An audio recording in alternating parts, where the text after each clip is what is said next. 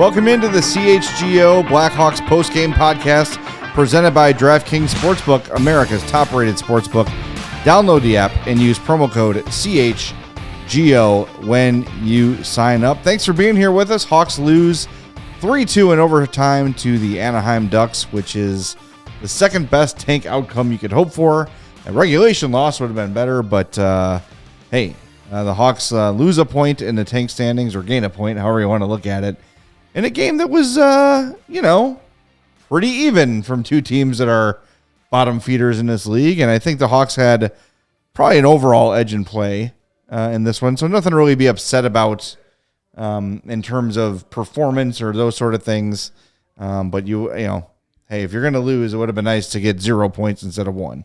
True. That was about what you would expect from two of the top contenders in the Connor Bedard Derby.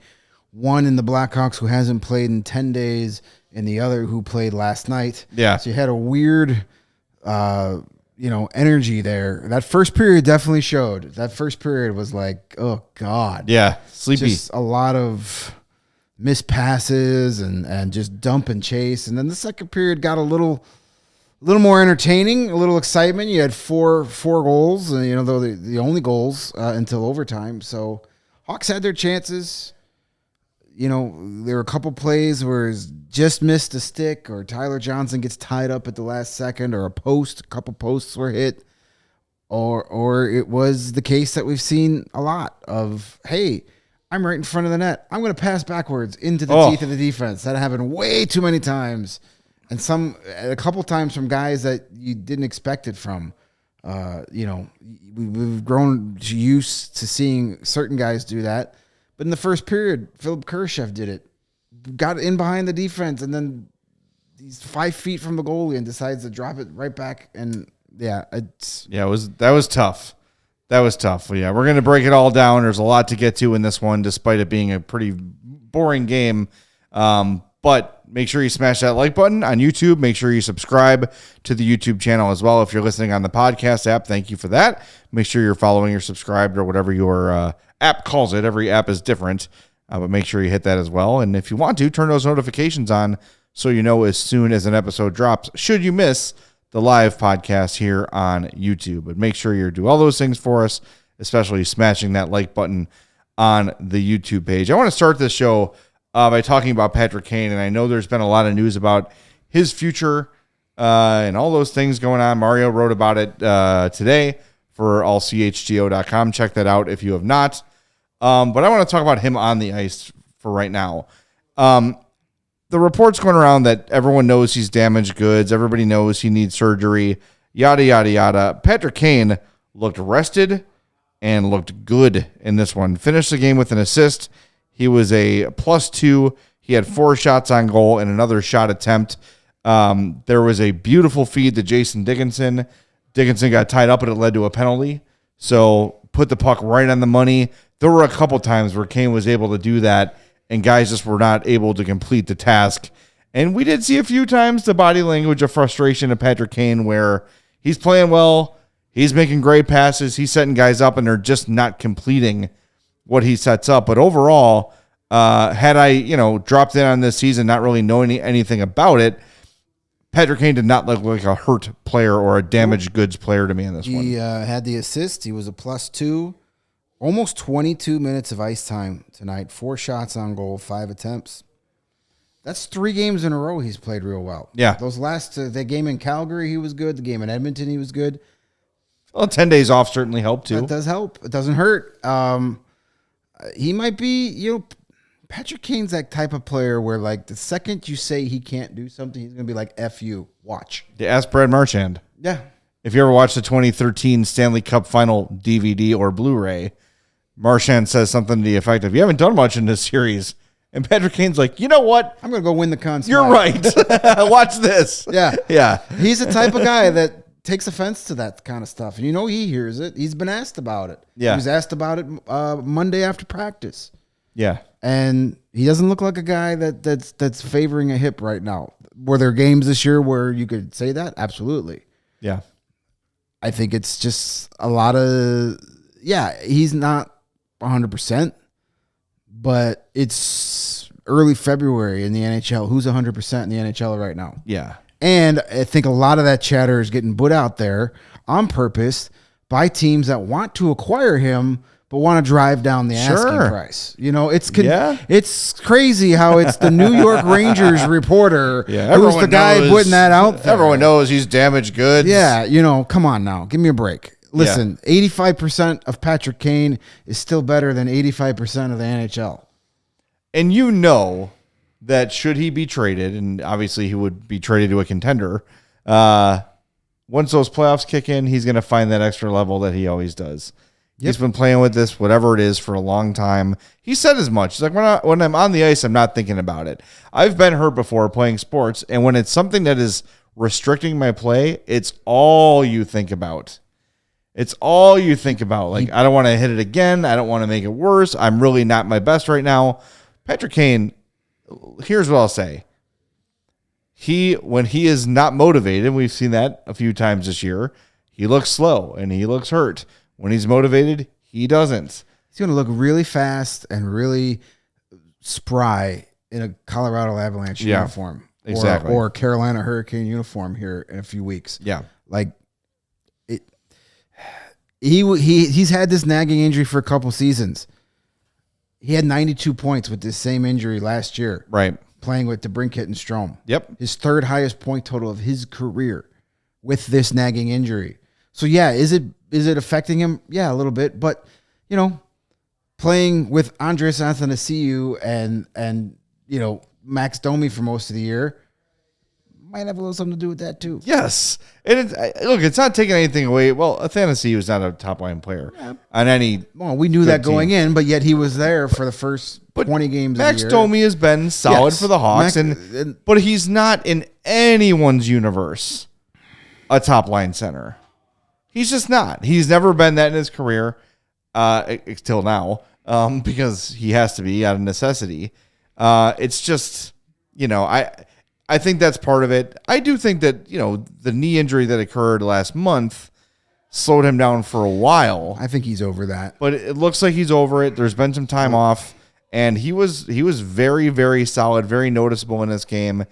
And I hate trying to read body language, but when the story is it's been like literally since last year, the story's been what's going to happen with Toews and Kane. And Kane is a lot more expressive on the ice. You'll see him kind of slump his shoulders or put his head down or like throw his hands up. Toews has never really been that guy. He'll slam a stick, but usually when he makes a mistake, he'll show that emotion about himself.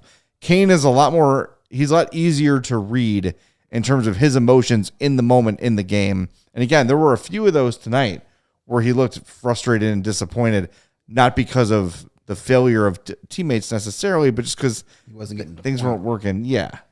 He was that Dickinson play in the second period that got the penalty where he fed him the pass. He kind of was like, oh, come on. Maybe maybe that was a gesture because he didn't see the penalty get called right away. And he was like, well, come on, where's the call? Or maybe he's just like, oh, why you got to hook him there, man? Or something. I don't know. But yeah, you see that. You saw it tonight, but that just shows you that he's, a guy that's disinterested isn't making that doesn't have that body language when things aren't working. Right. Yeah, it's a good point. Like, showing that you're pissed and annoyed means you care. Exactly. So, I've been saying that all season. Sure, it's easy to say he's disinterested when the points aren't there, but he's got the same mannerisms he had when he scored 115 points and won the Hart Trophy. Yeah. It's just, it is what it is. A couple of people in the chat mentioning Ian Mitchell in this one too. We were talking about it before the game. With Jared Tenorti activated off IR and him looking to come back Friday, it feels like Ian Mitchell might know that his time with the Blackhawks has come and he might get sent down to Rockford. He was trying to make things happen a lot. Not that he hasn't been for the rest of the year, but very noticeably offensively engaged in this one. Yeah, but had some nice pinches, some nice sustained offense. You did, but you also got the full Ian Mitchell spectrum because that first Ducks goal, granted, it was not a very good rebound. It was poor rebound placement by Mrazek, but the guy that had the easy tap in was Ian Mitchell's guy, as Mitchell was just standing there watching him get to that rebound. He didn't do much to prevent that rebound. So you got a little bit of it all. You've got the great offensive play, and then you see that goal, and you're like, this is why he can't stick. Yeah, I have trouble pinning that one out. Mrazek, not only did he give up a rebound, he also like took his stick and poked it out in that direction. Yeah, it was, and I'm not. It's just lack of awareness by Mrazek. I'm not blaming that goal on Ian Mitchell, but there could have been, like, he had his back turned. Yeah, like not even he didn't have any awareness either. At the very least, try and tie up the stick of that guy that can get to the rebound. You know, be aware that. I mean, when you're playing in front of Petr Mrazek, you should be aware that a rebound could be coming at you and your guy at any second. So just a little more situational awareness there. I'm not blaming that goal on Ian Mitchell. He had a really good game.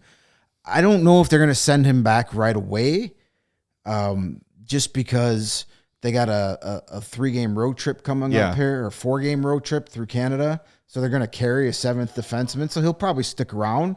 It's just going to be back to the press box for 3 games and then get a game. And then, so he'll probably make the Canadian trip, starting Saturday in Winnipeg, and then they're in Eastern Canada all next week.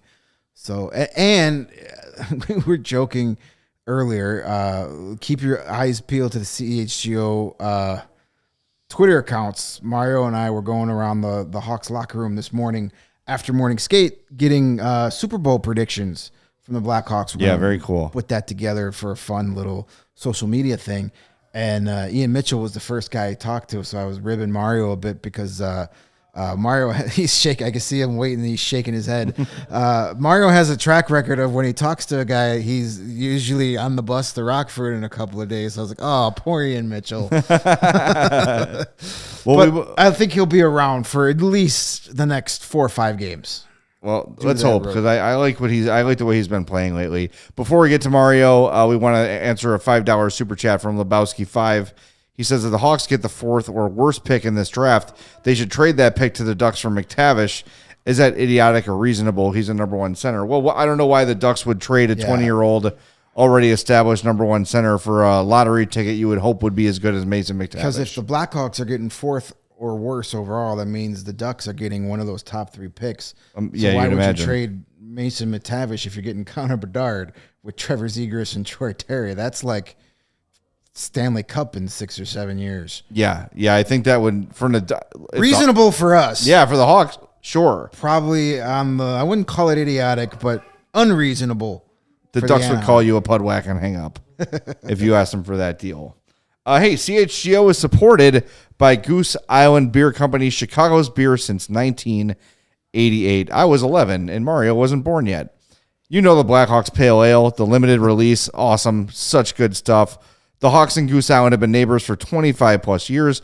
The Goose Pub, which we will be in on Friday for our takeover, opened almost 10 years ago in the United Center, and the tap room is a pregame destination for Hawks fans, and the two organizations do a lot of charity work together over the years. But there's also the Beer Hug IPA series, a bunch of those. I saw my buddy James Naveau drinking one of those tonight. The Green Line, the Matilda. I love the 312, and we got it right here behind us, a nice full case. Might have to make its way into my backpack. You never know, just to go home and make sure it still tastes as good as I remembered. Goose Island's 2 local locations are open and ready to welcome you. Grab a beer right from their innovation tanks at the Goose Island Tap Room at 1800 West Fulton, or grab a smash burger and a fresh beer of the week at the original Clybourne Brew House at 1800 North Clybourne. For reservations and pickup, go to gooseisland.com/locations. Goose Island Beer Company and CHGO, a match made in beer heaven, my friends. Yep. And if you want to get tickets to a Blackhawks game so you can go to the United Center and enjoy one of those tasty Goose Islands from the Goose Island Pub, you need to check out our friends over at Game Time. There are only 4 home games left until the March 3rd deadline. So if there's any particular players that may or may not be in a Blackhawks uniform, say after March 2nd, now's your chance to get tickets to those games. Yep. Our takeover is this Friday night against the Coyotes. Our tickets are sold out. But that doesn't mean you still can't come to the game and come hang out with us anyway. Everybody's welcome to stop by and say hello. Yeah. We'll be hanging out all night long. So if you want to join and have some fun at the game, check out Game Time. It's the hottest new ticketing site that makes it easier than ever to score the best deals on tickets to sports, concerts, and shows. Have you ever dreamed of sitting in a seat you never thought you could? Kind of like the 50-yard line, maybe behind home plate. Maybe you want to sit right behind the penalty box so you could yell at dudes as they sit there feeling shame for 2 minutes. Well, it's possible with Game Time. The biggest last-minute price drops can be found on the seats you thought you could never buy. You won't find a better deal on Blackhawk tickets this season, and they guarantee it the lowest price in this on the secondary market. If you find a ticket price cheaper on one of those imitation ticket sites, let them know over at Game Time, and they will match it. If you love CHGO, then you will love Game Time as well. The best way to support us is by buying your tickets through the link in the description. If you're watching on YouTube, thank you. Scroll down, smash that giant white thumb, and just below that, you'll see the link to buy your Blackhawk tickets.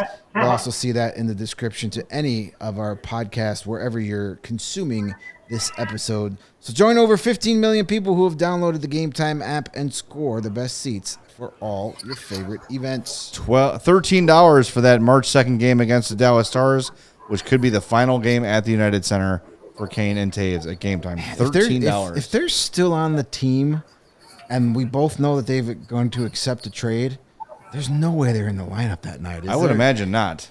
There's no way, but that's a discussion for, say, a March 1st podcast. Well, you can hear the United Center slamming and beeping behind you. So let's bring in Mario Tirabassi, joining us now live from the beautiful press box at the United Center. Mario, anyone sent down that you spoke to this morning? No, not at the current moment. I believe everyone is still here, present, and accounted for. But that could change. Who knows? Yeah. What was the mood in the room? I know it's. I saw you shared a video from Jason Dickinson with us. I don't know if you made it public on Twitter. Just saying they kind of felt like they should have won the game. Was that sort of the consensus around the locker room? Yeah, that was the sense tonight. Tyler Johnson, Jason Dickinson, and head coach Luke Richardson all had pretty much the same messaging that, this was a game that the Blackhawks probably should have won. They had the best chances out of the game for both teams, and you guys were talking about it a little bit before I jumped on here, but some goals that I think Petr Mrazek would like to have back tonight, but it's one of those instances where the Blackhawks put together a good effort, but just don't come out on the winning end. And unfortunately for the Tank, it had to come in overtime rather than in regulation. But this was a game that the Blackhawks played better than the Ducks, and we were wondering how the layoff would affect the Blackhawks compared to the Ducks being on the second night of back-to-backs. And for a while, it looked like, the Blackhawks were the aggressors and maybe the team that was feeling a little bit more fresh. And then at other times it was, they probably have a little bit of rust to shake off. And the Ducks looked like, they had their legs after the All-Star break. So just a game that, was skewed in the favor of the Blackhawks, but it's two teams that are at the very bottom of the NHL standings, and most of this game kind of felt like, I dare you to score, I double dog dare you to score. Yeah, and it just came out in Anaheim's favor. Well, we mentioned him. We've not really gotten to him yet during the show, but Jason Dickinson with another really strong game as the de facto number one center on Patrick Kane's line. He's got 7 points in his last, I think, 4 games, maybe. Whatever it is, he's on a tear lately. And him and Patrick Kane, oddly enough, like if I had to pick somebody for Patrick Kane to find some chemistry with, I'm not sure I would choose Jason Dickinson. But, man, those two have really clicked together very well. Dickinson just kind of plays such a simple game.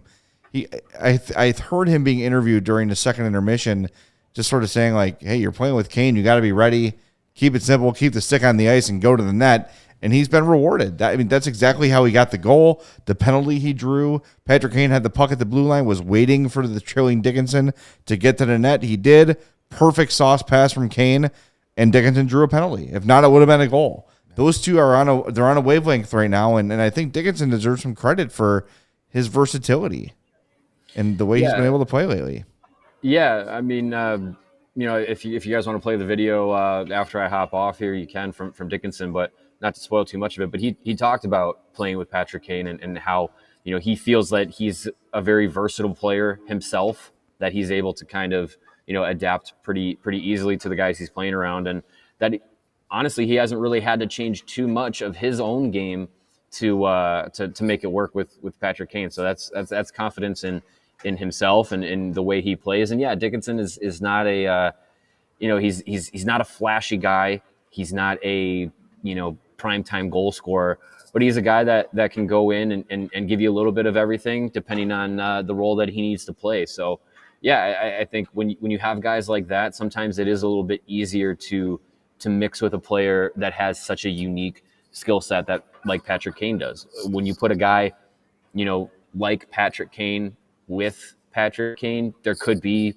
sparks, there could be magic. You put a guy who could, put up 40 goals with Patrick Kane, then you have, outcomes like Artemi Panarin's break into the NHL, or Alex DeBrincat, the way that he was able to play with Patrick Kane. But when you have a guy who's, plays a simple game and can be adaptable to his line mates like Jason Dickinson, you have these odd matchups where, you put a guy who, not to badmouth Dickinson, but a guy who's kind of just a guy with Patrick Kane, and you see these spurts of, offense come out where you really wouldn't have expected it to come. So, that's a credit to him and the kind of player he is. And honestly, to think that Jason Dickinson would come in this season and have the impact he has, it's kind of just been gravy on top of everything with, how he got here and, what Kyle Davidson gave up to bring in Jason Dickinson. It was, that was the Canucks giving up on Jason Dickinson. They gave us Jason Dickinson and a second-round draft pick to get $2 million of cap space and Riley Stillman. Like, thank you. Yeah. And that's not the worst thing they've done this season. That's true. Dickinson's not reinventing the wheel here. He's not doing anything. He's, as you said, he's creating some space for himself. He's putting his stick on his ice, and he's going and he's getting to the net, and he's waiting for that puck to get there. He is basically using the Artem Anisimov strategy of playing with Patrick Kane. Get to the net, put your stick on the ice, and wait for it to tick off your stick and go in. Yeah, that's it. And Patrick Kane loves that because, like, he knows. Like, sometimes, like, we criticized Max Domi a lot this season when they were together, and there was some chemistry and is chemistry between them, but a lot of times it's Domi looking for Kane to give him the puck, where Dickinson's looking for Kane to get the puck. Yeah. There's a difference. Or where Domi would look to give Kane the puck and then kind of just stop and watch him and not go to the net afterwards. So a different. Sometimes simple is all you need. And Jamie Pierce in the comment, our friends are with the Owls in Canada. Yep. Says, does this move Dickinson up the trade chart? And I joked earlier. I said, well, now you have to package Dickinson in any Patrick Kane trade because he's led to the renaissance of Kane's season here the last 3 games. So now it's gonna be like, well, hey, I know you only want to give me 1 first-round pick for Patrick Kane, but how about you give me 2 first-round for Patrick Kane and Jason Dickinson? Sure, his new best friend. He makes $2.6 million next year. Then he's an unrestricted free agent. This falls into my same category as I wrote about last week with Sam Lafferty and others. Like, don't just start trading guys for the sake of trading them. What are the odds a 4th-round pick becomes better than Jason Dickinson or Sam Lafferty? It's probably pretty unlikely. You still got to have guys on this roster next year. There's got to be guys on the team. Let them play another year. And look, if Kane and Toews are gone, they're going to have even more elevated roles than they had this year, and see what they are. Why not? I just the idea of just trading everybody to just get as many late picks as you can, that's all fine and good. And maybe one of them, let's say you get 4 of them, maybe one of them becomes an NHL player, fine. But at some point, you can't just give everybody away. Well, this that reminds me of something. Our friends over at Elite Prospects tweeted out a very interesting stat talking about late draft picks. Here it is. Since between 2010 and 2020, the Blackhawks have had 2,467 games played by guys drafted in the third round or later. That is 7th in the NHL. So that stat is those players that were drafted by those teams that played NHL games. It's not necessarily those players that played the games with. So they've had 18 players drafted in the third round or later since 2010 play in the NHL. I'm not saying that's a reason to trade Jason Dickinson for a 4th round pick, but there's been some success there. But it's also a different staff. Absolutely. But you're right. Your main point about, like, don't just trade Jason Dickinson to say you traded to get something. Like, you got to, don't trade him for a 4th. If someone calls and says, I'll give you a 2nd or a 3rd for Jason Dickinson, of course you're trading him. But don't just trade him for a 5th round for pick the sake because of you're trading him for a 5th round pick. Yeah. I'm not saying he's untouchable, No, but get value from him. Yeah, you set again, this is with everybody. And you say, I'm not trading this guy for less than X. Right. You know, get what you think is full value for him or move on. Exactly. You don't have to trade him. You can, but you don't have to. The other thing is Kyle Davidson doesn't want to go out there and put himself out there and say, like, hey, yeah, you can have whatever you want. I don't care. I'll just take whatever you give me. Like, you can't put out that reputation of, yeah, you can take advantage of me and get any player you want just because I want to get picks or I want to get future assets. Like, that's not putting himself out there amongst other GMs in a good light, in a good light to himself. And look, like we've talked about it all season. The Blackhawks have expressed it, many times, whether it's Kyle Davidson or the ownership group, the management group. They are putting an emphasis on the Rockford Ice Hogs having success this season. If you trade a dozen of your NHL players, you're going to have to screw up what you're doing in Rockford by bringing up those guys to fill those roster spots, and that's ruining the chemistry that club is trying to build together as they're looking to, play long into the spring and summer in the AHL season. And it's just not feasible to sell everything off. Like, yes, we say, like, anything that's not bolted down is fair game, but it doesn't mean that, anybody besides Seth Jones should be traded. Like, you have to have guys to fill out a roster to, this season and next season. And you can't play the Rockford Ice Hogs as the Blackhawks and expect good things to happen. Like, that's not the path for development. And it's clearly not the path that, Davidson is really going to commit to. Honestly, I don't feel like there's going to be any, unless there's, major injuries or anything. I don't see where call-ups are going to happen until after March 3rd again. So yeah, you can't just sell off everything.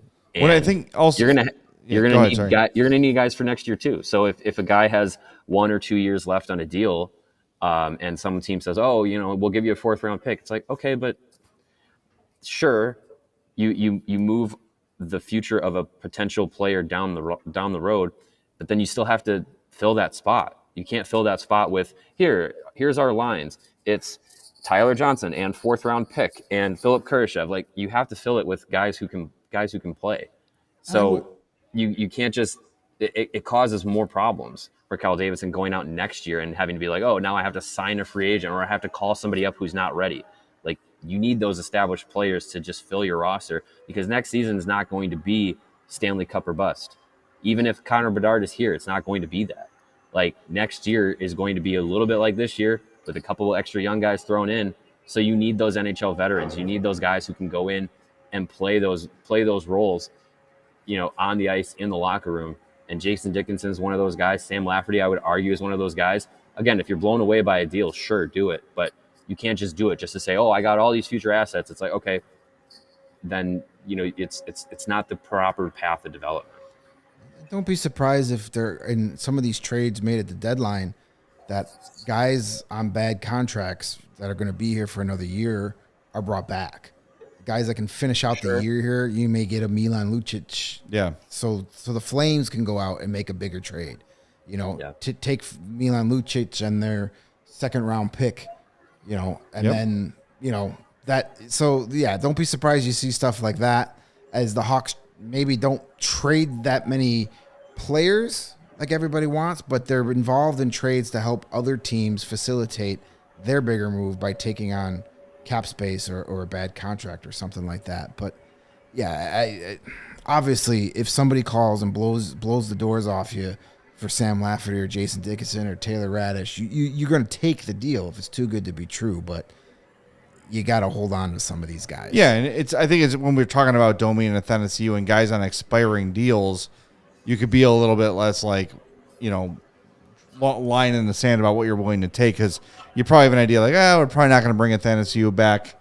Domi, maybe. Those guys were signed to be traded. Exactly. So if someone's only going to give you a fourth for Athanasiou and he's going to walk anyway, I don't feel quite as bad about that as I would about taking a fourth for Lafferty or Dickinson or Radish or any of these guys signed beyond this season, right? Again, you guys are saying it, and I'll just repeat it. Like, yeah, if someone's going to blow your doors off, cool. You should be open for business on everybody all the time, always. Oh, absolutely. The idea of an untouchable should not exist if you're a GM. No one's untouchable. I'm sorry. No, not for the right price. Right. Like the $1 Million Man, Ted DiBiase used to say, everybody's got a price. That's right. And Virgil would come out in his striped pants and get beat up. That was his job. Bad for Virgil. He got paid well for that. Poor Virgil. He eventually got his revenge. I guess so. Yeah. Lebowski says no one's trading at first for Lafferty. No, of course not. And if somebody calls and says, you say yes, and you send that fax before they can realize that they're suffering from a blow to the head. Yeah. By the way, shout out to NN Shockey Boys, who said he got his tickets through Game Time tonight. Had a great time last minute with 3 buddies. That's it. I hope you use the link in our descriptions. That's exactly the way to help us out. That's really good stuff. We started the show talking about Patrick Kane a little bit, saying that if you were not reading the news and just came to your first Hawks game of the year, you wouldn't see number 88 on the ice and think that guy's injured. He looked kind of like the old Patrick Kane again in this one. What are your thoughts from what you saw, Mario, tonight from Kane?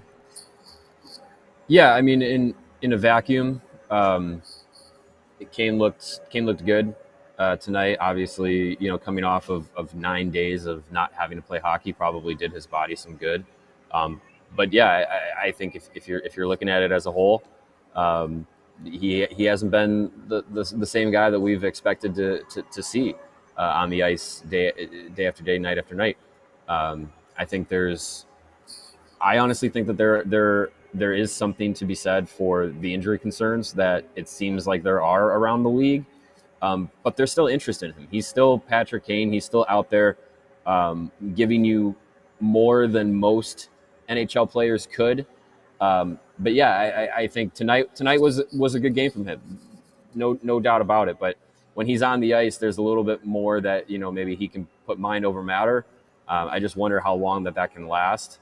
And based off of this season, yeah, probably some of it is due in part to his teammates, his quality of teammates compared to previous seasons. But I do think that there are some legitimate injury concerns. If you've listened around the league, we've talked about it a few times in the last week or so. But if you listen around the league, there is a sentiment across the league from management, players, scouting staff, pro scouting staffs that there's a known injury, there's a known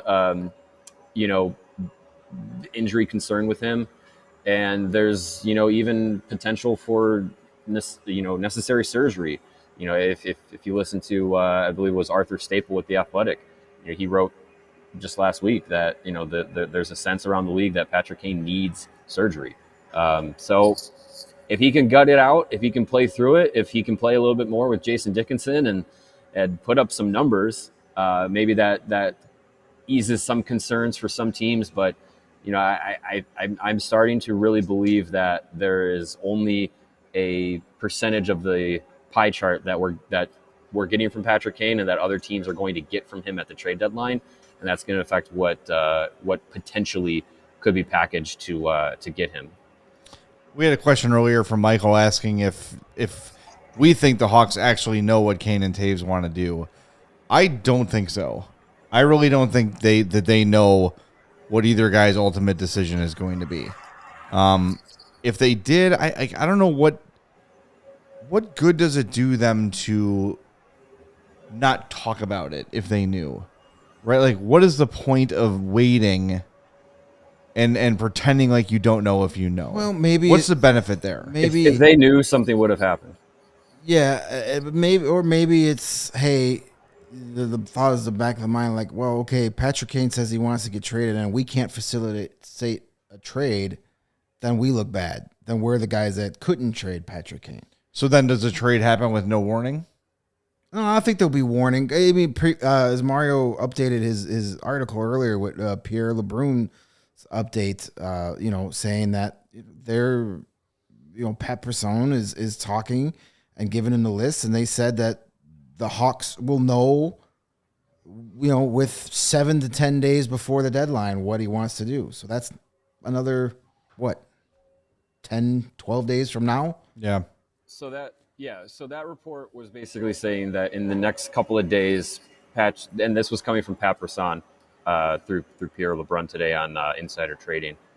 That decision, one way or the other, is supposed to come in the next couple of days, and that potential teams, if Patrick Kane were to say, yes, I will waive my no movement clause, I will accept a trade, he will provide a short list of teams that he would be open to be traded to, and that would come with at least 7 to 10 days of time for teams to prepare their best offers to the Blackhawks if that were to be the case prior to the deadline. So it's at least a week before the deadline.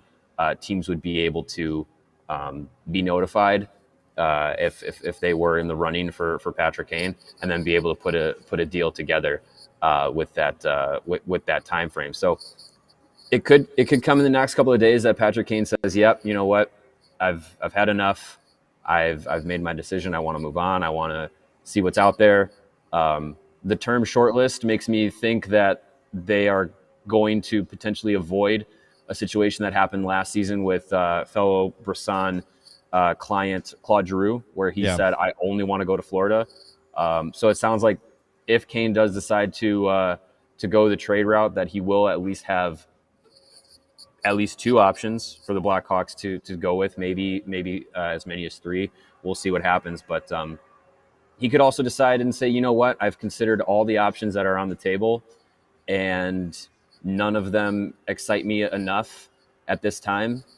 And he could decide to ride out the rest of this season with Chicago and see what happens over the summer, whether that's dependent on where they land in the draft lottery, or what they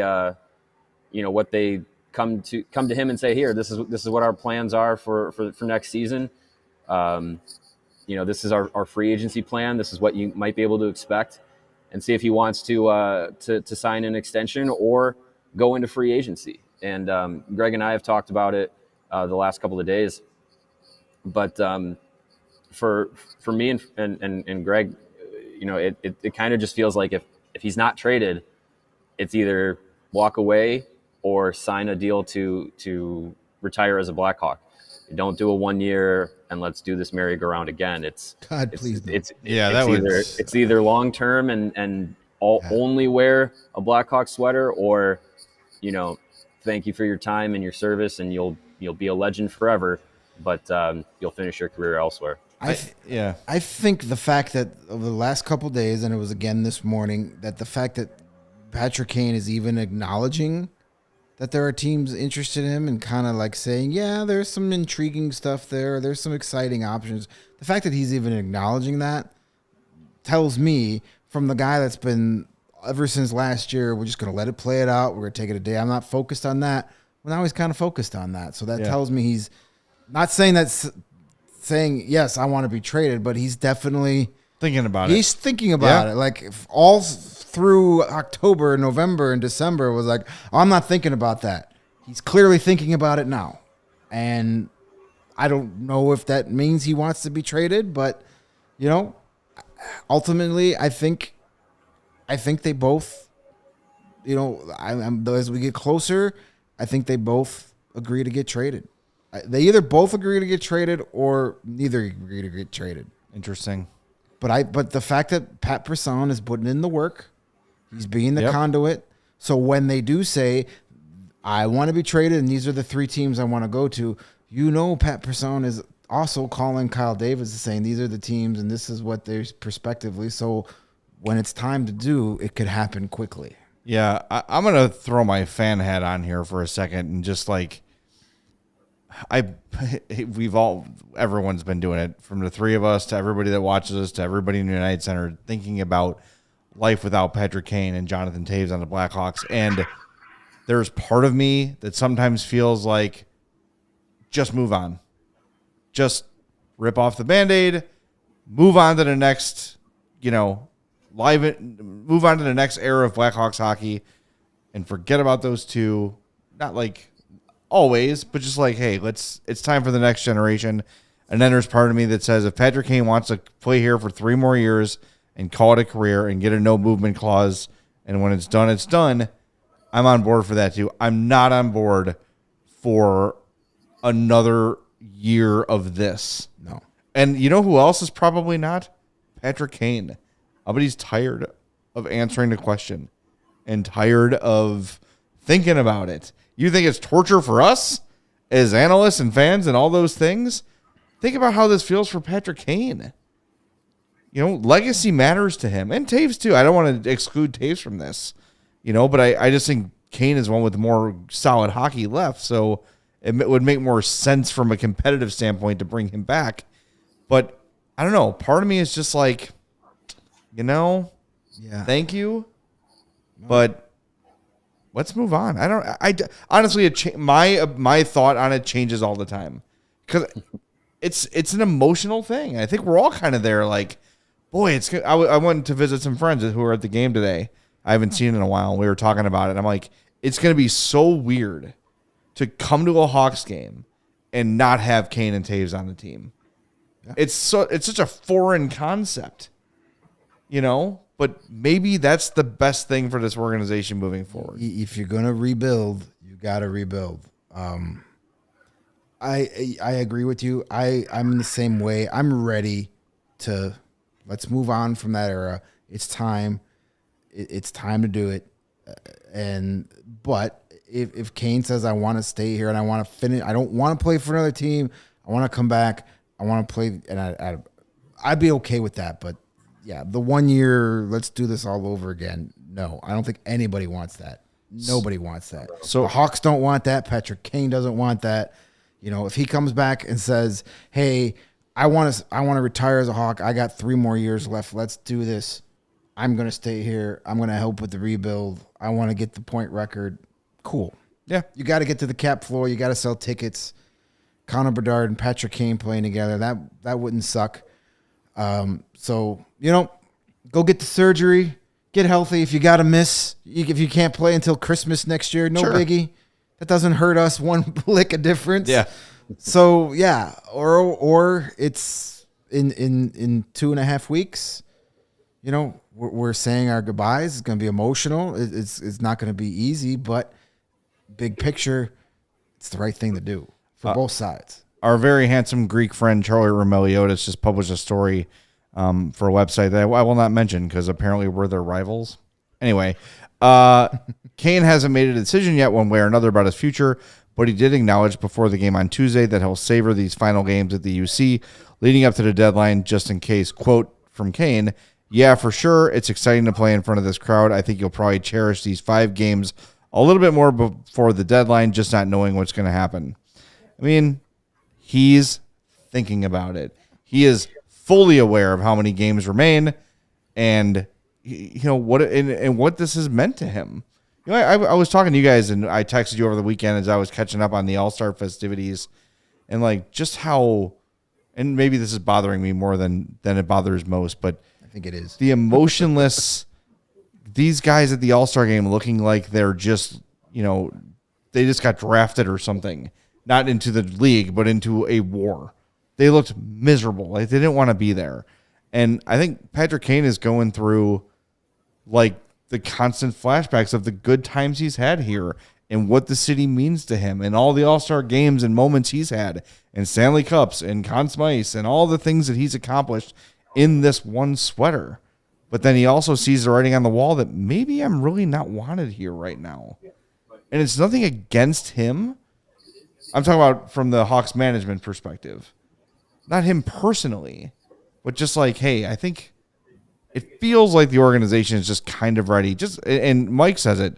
He mentions Aaron Rodgers, a very similar thing. Like I think the Green Bay Packers are just like, he's really good. One of the best players ever played for this franchise, but we are just ready to move on for different reasons. Because Aaron Rodgers is a complete peen and a dork.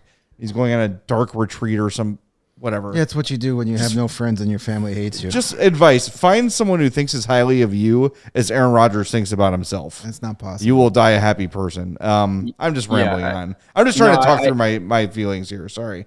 I think to Mike's point, I think that those comparisons are skewed differently. I think that is a sick and tired of your antics fan base with the Packers and Aaron Rodgers. Yeah. Kane is not holding the Blackhawks over the barrel and saying like, "Oh, maybe I'll retire, or maybe I'll come back, maybe I'll want to play." No, he's being a professional. He's being honestly, he's just being a hockey player. He's going out there and doing going out there and competing, probably playing through an injury to try and give himself the kind of season he wants. Give himself on the Blackhawks some type of success, and honestly too, maybe doing the Blackhawks a service and saying like, look, like, maybe I do want to be traded, and I understand that I'm the biggest trade piece, so I'm going to try and play through whatever he may be playing through to give the organization an opportunity to say, hey, look, we can still deal Patrick Kane and help. Help the rebuilding plans. I think I don't think it's really a comparison to Rodgers, but the idea of moving on because it's time to move on, I don't think that's too far off. But I would say that there is, and I tend to believe this too. There is room for a guy like Patrick Kane to be a part of the team moving forward. If he wanted to be a part of it, and if management wanted him to be a part of it, I don't think there's any reason that they couldn't make something work, that he couldn't play a role in helping the team through the rebuild, in being a guy who, if he wanted to accept the role of being the veteran and being the guy who could, help guide a couple of the young players as they, transition to their professional careers. And he's a guy who has said before, he likes playing with young guys. He likes being able to, be around the youthful energy. And if he wanted to be a part of it and the organization wasn't trying to kick him out the door and slam it behind him, there's a way for him to be a part of that. It just comes down to, if he wants it and if the team wants it. Yeah. I feel like we hear this every few shows, but no, Ray just saying, why can't you just trade Kane and then sign him again in the offseason? You can. There's no rule against that. It just happens so rarely. Oh, it's not. Slamming my head in the freaking wall. I mean, there is no rule. I understand people say, "Oh, you could just go and sign him." How often does that happen? I'm pleading with Blackhawks fans. How often does that happen? Think about it. Often. How often does that happen? Anton Vermette's the last guy I could think of. Stop doing this, please.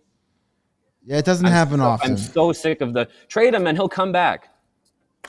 How often does that happen? Yeah. Hey, it's going to happen for both Patrick Kane and Alex DeBrincat. That's what Twitter tells me. Yeah, and Kirby Doc and Max Domi, and we're just going to, woo, we're going to ride again. I'm honestly frustrated by that. No, I couldn't tell. I know no rage, just rage. That's the real one, I assume. Yes. I know he's a diehard and I appreciate everything, but like, that we need to stop doing that. No, I think if you trade him, that's your sign to the universe that you have moved on from the 2010s era, and you're closing the door on it. Oh, it is 2023. Yeah, it's time. It's time. Yep. All right, let's get Speaking to of things. let's get to our 4 stars of the game here, so we can let Mario go home. Yeah, so he doesn't put any Yeah, holes in they're the kicking me drywall. out. It is dark back. It looks like it. They're flashing the lights at you. 3 stars. Brett Leeson. Is it Jack? What's his name? Jack Schmegma? I can never think of the guy's name. Jason I don't think Megna. that's his Jason Megna. It's not Schmegma. No. Damn it. I'm And, sure nobody in grade school ever called him that either. and Frank Vatrano, who I called Sonny Milano when he Yeah. scored the goal. All Italians look the same to you. Sorry, Mario. I don't mean to diminish your peoples at all, but yeah, whatever. All Ducks. Cool. Okay, my 4 star of the game, I'm going to give it to Seth Jones. He had a goal +1, 24-42 of ice time, 3 shots on goal, 2 more shot attempts, 5 takeaways. That's good. And a block shot. Yes, he had a giveaway that led directly to a Ducks goal. Agree. Yes, it cannot be denied. But that was like literally the only bad moment of the game Seth Jones had. The goal showed how his hockey IQ, because the Hawks won the draw back to him. He got it over to Tyler Johnson and then immediately saw that there was a lane in the net, and he joined the rush and it ended up being a 3-on-2, and he got the goal. That's brains. That's hockey smarts, and that's plays that he can make. So yeah, very good game for Seth Jones. He's playing with such confidence lately. Winning board battles, taking the angles. He has looked like a different dude over the last 10, 15 games. There's a play in the first period, I think it was, where he got to the boards. It was him and Max Comtois, whatever his name is. Schmegma. Who's not a small guy. He's a physical player, and he kind of it almost looked like an NBA rebound. He kind of used his body to box him along the boards, and he calmly passed the puck up. You're right. He's playing with confidence, and it's not a coincidence that we've seen the turnaround in his season when he got paired with Jake McCabe. That helps. I'm going to go with Tyler Johnson as my 4 star. Welcome back, Tyler. Missed the last handful of games after aggravating that ankle injury, but almost 20 minutes of ice time tonight. So definitely he's 100%. Had an assist, was +2, could have easily had a couple goals. He hit a post. There was another play where he was right in front of the net, and then his stick got tied up right at the last second. Might have been on a Patrick Kane pass, now that I think about it. But he had 4 shots on goal, 8 shot attempts. He was feeling it tonight. He was a guy that was happy to be back on ice, and it shows. So Tyler Johnson, welcome back. You're my 4 star of the game. Good Johnson. Yeah, he had a good game. Good to see him back healthy. My 4 star of the night, I went with Jake McCabe. He came out mixing it up, huh? Yeah, I thought I'd throw you guys a curveball. Came out of the gate firing, literally a couple of big slap shots to open up the game. Really letting off that steam that he didn't make it to the All-Star game, and was trying to show Seth Jones, I'll show you 94.7 miles per hour. So yeah, he came out firing 22 minutes of ice time tonight, 3 shots on goal, 2 hits. Was one of the more effective defensemen tonight. So yeah, Jake McCabe keeping. I think he's caught, if not surpassed, Dylan Strome for most 4th star honors. I think in Blackhawks CHGO Blackhawks history. I think that's a fair assumption to make, and I'm not going to go back and check the stats either. Steven, get on that. I think He says no. I think love it. Jake McCabe, the way he came out in that first period was like, last time we played this guy, Jared Denorti scored 2 goals. I'm shooting the puck. Yeah. All right, let's let Mario go because he's going to get locked in, and it's going Yeah. to become like a whole. He's going to go on TikTok and document his night alone in the United Center, making himself nachos. There were things exploding in there earlier before the game, so we need to get you out of there. Jay, you bizarre. missed it. It was before the game. It's a very quiet, mostly empty United Center, and we just hear like a big thud and then a loud hissing, like, and then 2 of the like UC workers like jumped a barricade and was like, "Oh no!" And we're like we were I was freaked ready to out. run. Yeah, I'm sure it's fine. Do we need to duck and cover? Like, what is going to happen? But everything was fine. The concessions workers didn't go on strike as of now. Everything's okay. All right. Well, maybe they did, and you're locked in. Yeah, there you go. Maybe. Well, at least I got friends with me. There's still some guys here. All right, cool. All right, Mario, drive safe. Appreciate you. We'll talk to you Thursday. All right. We'll see you guys. That is Mario Tirabassi. Follow him on Twitter at Mario_Tirabassi. And now it is time for our DraftKings King of the Game. Sure that wasn't Sonny Milano?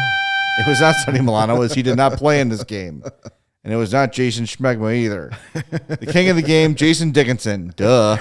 A goal, an assist, 3 shots on goal, 14:30 of ice time. He continues his very, very solid play. And I like the thumbnail we used of tiny little Tyler Johnson trying to reach the top of giant Dickie's Looks like head. he's putting the crown on top of his head. Yeah, he's crowning him.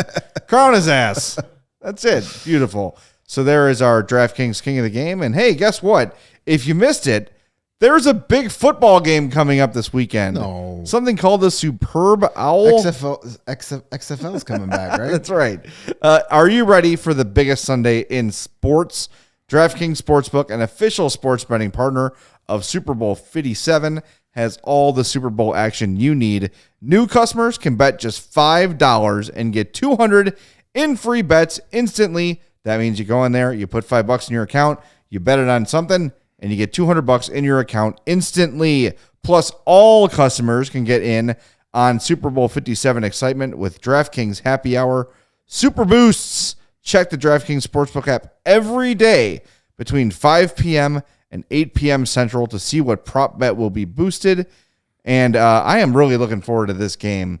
It's like a Super Bowl that's kind of hard to pick.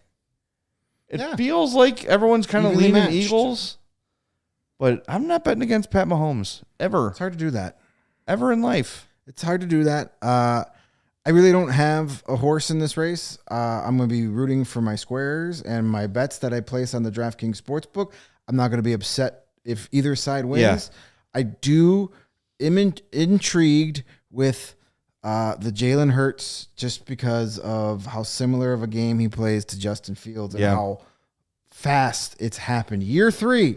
Hey, they went out and got him 2 really good wide receivers. In year 3, you're in the Super Bowl. Granted, they have a really good defense, too, and a good offensive line. That helps. Details. Yes. But it gives me hope as a Bears fan with Justin Fields to see, hey, look what the Eagles did. Use that as your blueprint, and let's freaking go. I agree. Also, I want to see the Philly fans celebrate after a Super Bowl win. Yes. However, get up them grease poles. I cannot bet against my guy, Andy Reid. I just can't.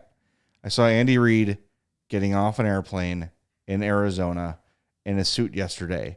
And all I could think of was Andy Reid wore a suit in an airplane and had to be the most miserable person in the world.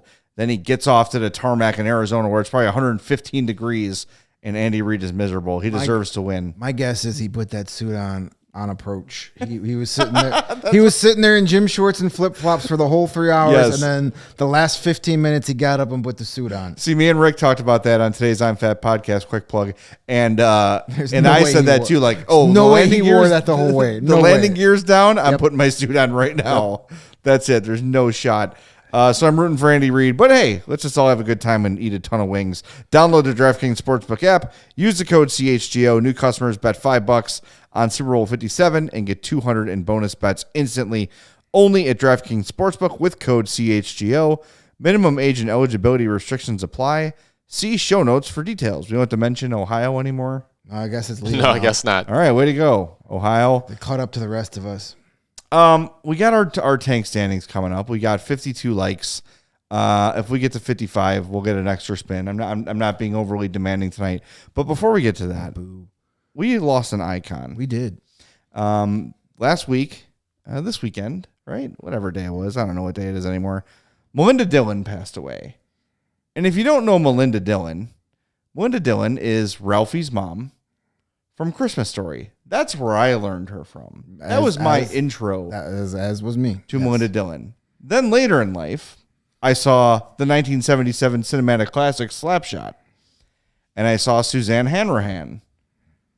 And then a couple years after that, I made the connection Yep. that Suzanne Hanrahan and Ralphie's mom were the same person. And I felt very, very strange. And I did not need Roman in that moment. Boy, it was... and I'm sure there's people out there that have not made that connection yet. Steven, have you seen Slapshot? I feel like I'm going to age myself here by being another one of those young guys like Mario, but no, I have not. Okay. Man, well, you're not a big hockey guy, so I won't hold that against you. I'll just try to explain this. Is whatever. It's the human body. It's a beautiful thing. Melinda Dillon, her only scene in the movie is a post and pre-coital conversation. Don't Google it. Don't Google it. It's not safe for work. There's nothing. I wasn't going to put it on screen. Yeah, don't put it on screen. But if you type in Melinda Dillon Slapshot, you'll get what we're talking about. You'll see Melinda's Dillons. And she was... Maybe I won't search that word. She was shirtless in the scene. So to have that realization of, wait, that's Ralphie's mom? Oh. It's like growing up watching Christmas Story and then being like 17 and seeing the unedited version of Slapshot for the first time, and then that dawning on that you're like, whoa. It took me years to realize that. I knew it right away. Oh, you did? Yeah, because Okay. I recognized her and then was like, oh. It was I think I finally realized, like Why was the old man always so pissed off? I mean, she was quite the looker. Yeah. We're not going to use the nickname we used over on the couches earlier. no, we will not. Anyway, rest in peace, Melinda Yes. Dillon. Just terrific. In that one little scene, she stole the show, man. She stole the show.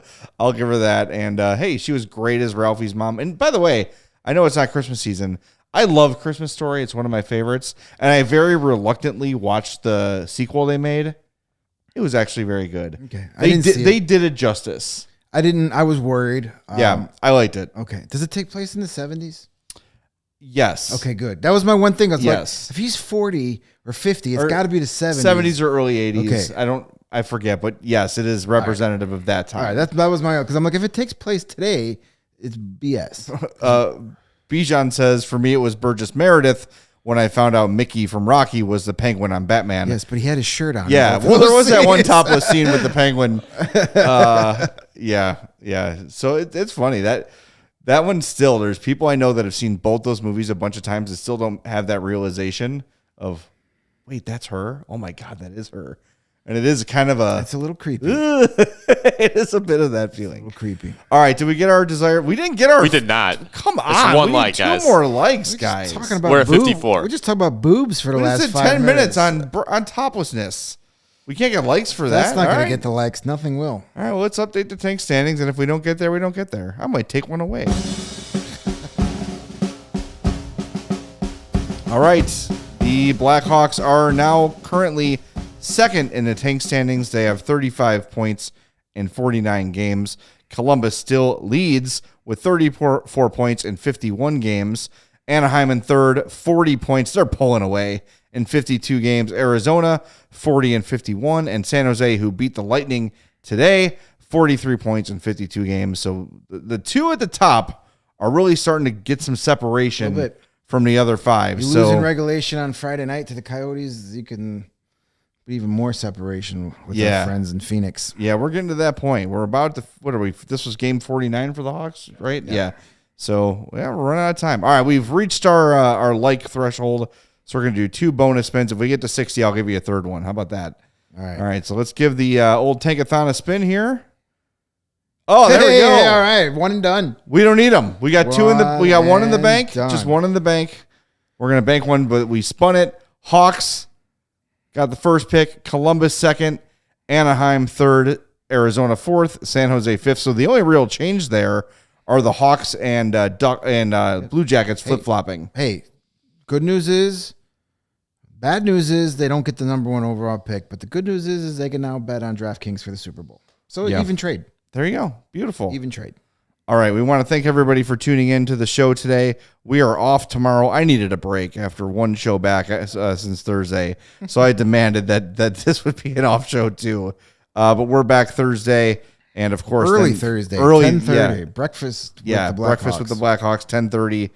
on Thursday, and then Friday we've got our takeover and post-game podcast from there. So it's going to be a great time as I find my read. All right, reminder, we are presented by DraftKings Sportsbook, America's top-rated sportsbook. Download the app, use promo code CHGO when you sign up. Smash that like button on your way out. Make sure you're subscribed to our YouTube page and on your podcast app, and we will talk to you Thursday morning on the CHGO Blackhawks podcast.